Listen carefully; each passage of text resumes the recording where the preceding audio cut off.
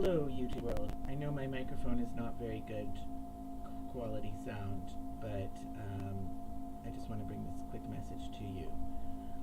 So what we're looking at is it's actually a screenshot from the music video that I posted on YouTube yesterday, which was for a remix of the song "Twist and Shout" by the Beatles. And in this music video, the music video shows cartoon images of beetles, as in the insects beetles, dancing and playing instruments as though they were the performers of the song. Okay, so it's a silly video. It's not really meant to be taken all that seriously. It's just made tongue-in-cheek. I was just having some fun on a Friday when I made it, and I shared it on my Facebook page, which I do with all my videos.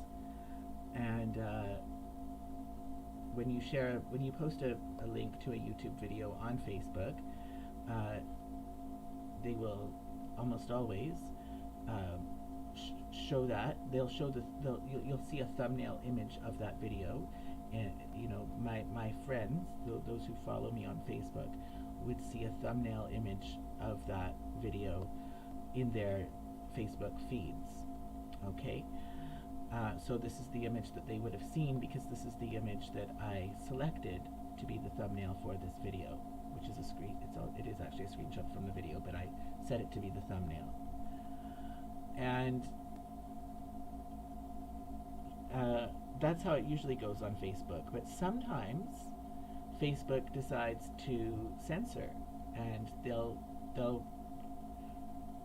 reproduce the link. The link to the video, to the YouTube video, will be there. Will show up in my friends' followers' Facebook feeds. The link will be there along with whatever I've written as part of my Facebook post to go along with that link. Okay, but they won't see the thumbnail image, so it's less likely they're going to click, because it doesn't jump out on their screen. They don't see any picture. It's just all text. The link is there, but they could click on it in theory and watch the video, but they don't see the thumbnail image. This happens if I was to post videos incessantly, like say I posted 10 YouTube videos in a row on Facebook, like spamming Facebook. Well, they'll do that after a certain point, and I suppose that makes sense. People don't want to have their feeds filled up with one person's stuff. So if I was to repetitively keep posting my YouTube videos on Facebook, in a short period of time, at a certain point they would just stop showing the thumbnails. Okay, I suppose they also part of censorship. If that thumbnail includes some kind of graphic content or something that they don't want to be shown in people's platforms, imagery, then they will do that. So that's a form of censorship. And so yesterday I only posted a link to, I believe, links to two videos. One, not very many at all. And but Facebook censored this image. So the thumbnail for this video does not show up on Facebook when I posted it yesterday. The link is there, but people, my followers, my friends on Facebook, they won't see this thumbnail in their news feeds. And I just have to wonder why. What is it about this image that Facebook felt caused it to need to be censored? Why would they do that? An answer just came into my head. I didn't even think of it until now. They're just pulling as a display of power. Just pulling my chain. Just because why did they do it? Just because they can do it. And so sometimes they'll just do it. Maybe they'll censor you just to remind you who's in charge. Okay, and that the content that I post on Facebook and that they reproduce in my friend followers' feeds, they do that at their mercy, at their discretion. They can arbitrarily cut anything off, censor anything. I feel like that's really the reason. So to send a message to me, to dishearten me, to cause me to want to give up on my quest for free speech. My fight against censorship online and my push for free speech. They want me to give that up. It's meant to dishearten me. That's what I feel would be the answer. But it's not the first time that Facebook has censored seemingly innocuous, innocent content that I've posted. Perhaps the most egregious example of censorship I ever experienced on Facebook was when I was trying to post the YouTube video, which is my autoethnography that I wrote in university for a sociology course. The assignment was to write your a personal story. Autoethnography means your own story, like a life story, kind of like an autobiography, about the most difficult thing that you've ever experienced in your life. Well, the most difficult thing I ever experienced, until recently, was coming out as gay in high school, and coming to terms with my own with my sexual orientation in my own head, okay, and then going public with that. So that was the hardest thing I'd ever experienced. Before recent challenges to do with censorship and that, I think this is now, I'm in territory that is worse than that. But at the time I wrote it, when I was in university back in 2006, that was the most difficult thing I'd ever gone through up to that point. And it's basically my coming out story, and it's based on the diaries that I kept as a teenager growing up in Vancouver. Why would my coming out story need to be censored on Facebook? It was censored. Not just that the thumbnail wasn't allowed, as in this case, but they were saying you have to pass a security check in order to post this. Okay, but they don't give you any information for how to do that. What security check? How can I pass this security check? Let's start the process. There's nothing on that. I believe that this is just this is how they censor something outright, and so several of my Facebook friends and followers rallied behind me in that case. Most of the people on Facebook that are in my friends list are ones that I went to high school with, so they personally would have seen what I went through and maybe even contributed to my harassment to some extent. So they know that it was quite a difficult, trying time in my life, and they support me now at least, and they came to my assistance in emailing Facebook and messaging Facebook, or asking them, why are you doing this? Why are you censoring this person's coming out story? Are you being homophobic?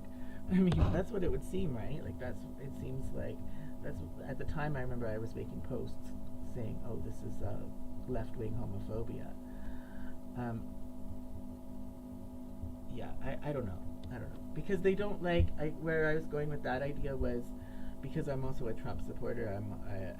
Then they don't want it to be known that a Trump supporter could also be gay. They want to keep those identities from overlapping, which they do overlap in my case, but that kind of challenges the leftist liberal worldview that demonizes all Trump supporters and sees them as the antithesis of anyone or anything that could be supportive of gay people.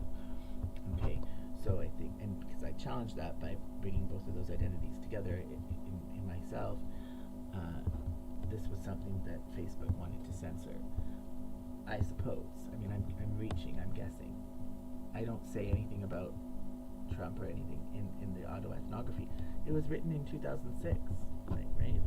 I was definitely on the left then too. It was from way before the current political time. Anyways, so it's just the censorship that goes on Facebook. I've never seen anything quite like it. Like it's really it's innocuous, mundane content such as this image or my autoethnography coming out story that often finds itself in the crosshairs of being censored on Facebook. And the only thing I could think of is why they might censor this is depicting human beings, like the Beatles, the band, members of the band of the Beatles are human beings. Depicting them as insects could be seen as dehumanizing, which would be politically incorrect. And yeah, that is if that's the interpretation, that is somebody who is not using context to interpret a metaphor. And because that's exactly what it is. It's a metaphor, and it's a play on on the name of the band. It's not meant in a derogatory way at all, which anybody who would watch that video would understand that. And I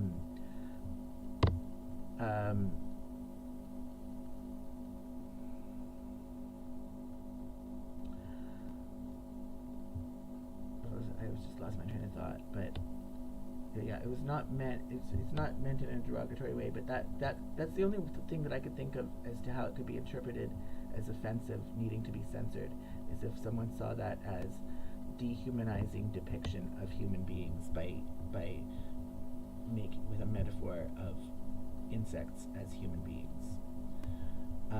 Right, this is what I was going to say. If those band members of the Beatles had to face this kind of censorship that I face today in the 21st century, if that had been going on when they were coming up, back in the 50s and 60s, right, because I mean, listen to the music of the Beatles, it's full of metaphors. Their pop music careers never would have got off the ground. The Beatles never would have been famous. Nobody would know who the Beatles were. We would not have that music today if the Beatles had experienced the kind of censorship that I experienced when they were coming up. So just to let you know, I mean, think about that. Think about the damaging impact that censorship has on culture, and think about all the voices that you don't hear from because of that, and all the art that you never get to see or that never gets made because of censorship, which is just out of control at this point. I mean, I don't think any censorship is okay, but the examples I've given you today from Facebook are pretty extreme examples. So it's especially bad on Facebook, which I call fascist book, and apparently I'm not the only one, because I found this thumbnail for this video is a play on the term Facebook, calling it a fascist book, and I found that on net search image. Peace out.